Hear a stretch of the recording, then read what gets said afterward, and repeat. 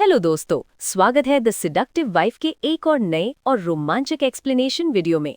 पिछले चैप्टर यानी चैप्टर 14 में हमने देखा था कि ईजे और यूह्योन के बीच नज़दीकियां बढ़ने लगी हैं, लेकिन कंपनी में ईजे की नौकरी और उनके रिश्ते को लेकर कई तरह की अफवाहें और मुसीबतें भी खड़ी हो रही हैं।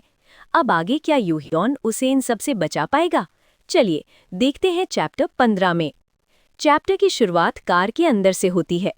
यूह्योन ईजे से कहता है, मैंने ही आखिरी फैसला लिया था और तुम्हें कंपनी में शामिल करवाया था, इसलिए मैं उसी रास्ते को चुनूंगा जिससे कम से कम नुकसान हो। कार रुकती है और यूह्योन कहता है, अब कार से बाहर निकलो, हम अलग अलग काम पर चलेंगे। ईजे कार से बाहर निकलकर खड़ी रह जाती है और यूह्योन की गाड़ी वहां से चली जाती है। तभी पीछे से एक आदमी आता है और कहता है, एक्सक्यूज मी, क्या आप ईजे होंग हैं? ईजे पीछे मुड़ती है और थोड़ी हैरानी से पूछती है, माफ कीजिए, आपने क्या कहा? वो आदमी कहता है, मैं सूसॉक हान हूँ, जेक्योंग डेली का एक रिपोर्टर। क्या मुझे आपके कुछ मिनट मिल सकते हैं? ईजे झिझकते हुए पूछती है, आप मुझसे क्यों बात करना चाहते हैं?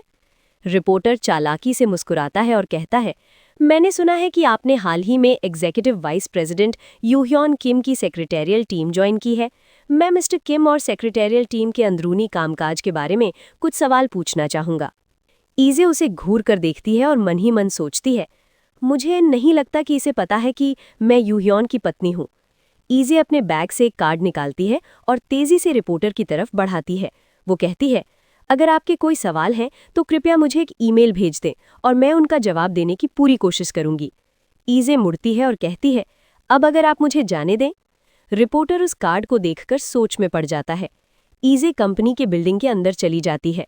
लॉबी में कुछ औरतें ईजे को देखकर हैरानी से हाँफती हैं और फुसफुसाने लगती हैं। यही वो लड़की है ना? मैंने सुना है कि कंपनी के किसी एग्जीक्यूटिव का इस पर हाथ है। ये तो पक्का कोई बहुत बड़ी फ्लर्ट लगती है। ईजे अपनी मुट्ठी भींचती है और मन में सोचती है, ये बेइज्जती सच में मुझे परेशान नहीं करती।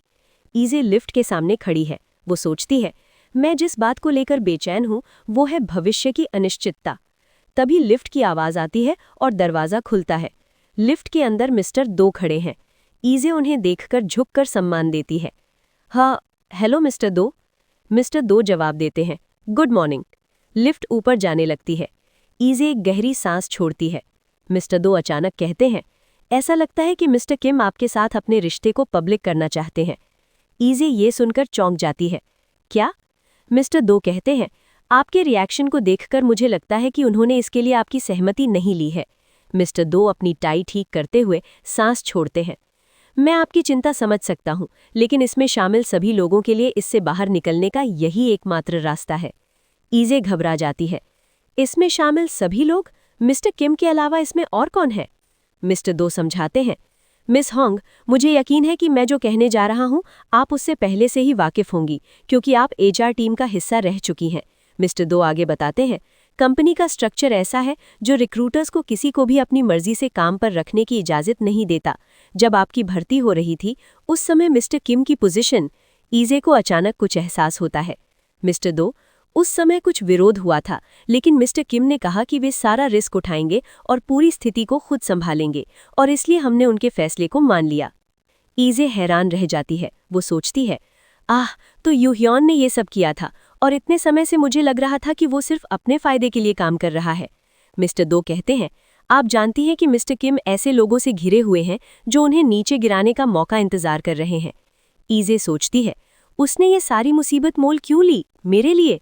तभी लिफ्ट रुकती है। मिस्टर दो कहते हैं, मुझे पक्का नहीं पता। मिस्टर दो लिफ्ट से बाहर निकलते हैं और कहते हैं, आप खुद ही उनसे क्यों नहीं पूछ लेती? ईजे लिफ्ट से बाहर आती है। वो मन में बड़बड़ाती है, अगर पीछे मुड़कर देखूं तो यूह्योन ही वो इंसान है जिसने मुझसे उसकी मदद करने के लिए कहा था, लेकिन आखिरकार उसी ने मेरी मदद की। वो क्या सोच रहा था? ईजे कॉरिडोर में आगे बढ़ती है। ईजे चलते चलते अचानक रुक जाती है। सामने यूह्योन खड़ा है। ईजे कहती है, श्श, यूह्योन। यूह्योन इससे पूछता है, तुम्हें ऑफिस पहुंचने में मुझसे ज्यादा समय क्यों लगा? मैंने तो तुम्हें कुछ देर पहले ही ड्रॉप कर दिया था। ईजे बताती है, एक रिपोर्टर मेरे पीछे पड़ गया था। ईजे अपने बैग से वो कार्ड निकालती है। यूह्योन पूछता है, एक रिपोर्टर? ईजे, उसने कहा कि वो जानना चाहता है कि हमारी टीम में क्या चल रहा है, इसलिए मैंने उसे अपने सवाल मुझे ईमेल करने को कहा। यूह्योन कार्ड लेते हुए पूछता है, क्या तुमने उसे कंपनी का मुख्य ईमेल एड्रेस दिया?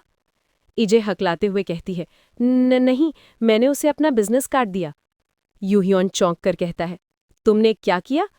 इजे सोचती है, मैंने उसे अपना बिजनेस कार्ड दिया, वो इतना खफा क्यों है? यूहियोन मुड़ता है और कहता है, ठीक है, अपनी डेस्क पर जाओ। इजे पूछती है, क्या मैंने कुछ गलत किया? यूहियोन कहता है, तुमने मैनुअल के हिसाब से स्थिति को अच्छे से संभाला।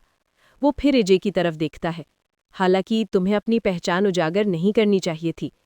इजे ये सुनकर हैरान हो जाती है। यूहियोन हल्का सा सिर झुकाता है और कहता है, मैंने इतना आगे का नहीं सोचा था।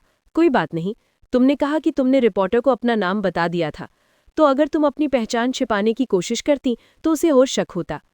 इजे उसकी तरफ देखती है और कहती है, मैं आगे से आपकी इस सलाह को ध्यान में रखूंगी। यूहियोन कहता है, जैसे ही तुम्हें उसका ईमेल मिले मुझे तुरंत बताना। यूहियोन अपनी गर्दन सहलाता है। इजे मन में सोचती है, क्या वो बस इस बात को यहीं खत्म कर देगा? मैंने सुना था कि वो अपने पिछले सेक्रेटरीज के साथ काफी बुरा बर्ताव करता था। इजे यूहियोन की तरफ कदम बढ़ाती है। मुझे ये सुनकर खुशी हुई। इजे यूहियोन के बिल्कुल करीब जाकर कहती है, रुकिए, आपकी टाई टेढ़ी है, मुझे इसे आपके लिए ठीक करने दीजिए। यूहियोन इजे को लगातार घूरता रहता है। इजे के हाथ यूहियोन की टाई पर फिसलते हैं। यूहियोन उसका नाम लेता है, इजे। इजे उसकी आंखों में देखते हुए जवाब देती है, जी मिस्टर किम। यूहियोन कहता है, बस एक ही चीज पर टिकी रहो। इजे घबरा जाती है, माफ कीजिएगा? यूहियोन, मुझे कंफ्यूज करना बंद करो।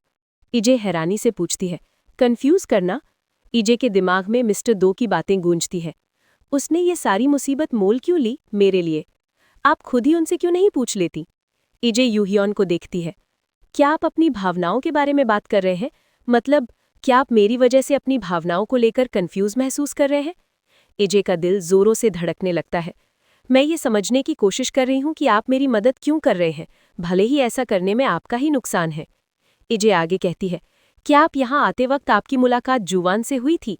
वो आजकल कुछ ज्यादा ही ताक झांक कर रहा है, जो कि उसकी आदत नहीं है। यूहियोन मुड़ता है और कहता है, मैं ये पक्का करूंगा कि तुम्हें चिंता करने की कोई जरूरत न पड़े। इजे सोचती है, ये जानना है कि क्या मैं जो महसूस कर रही हूँ वो सब बस मेरे दिमाग का वहम है। मैं जानना चाहती हूँ कि आप मेरी मदद करने के लिए अपने रास्ते से बाहर क्यों जा रहे हैं, और आप अब इतने अलग क्यों लग रहे हैं, और वो रूखे इंसान क्यों नहीं रहे जो आप हुआ करते थे। यूहियोन खामोश हो जाता है।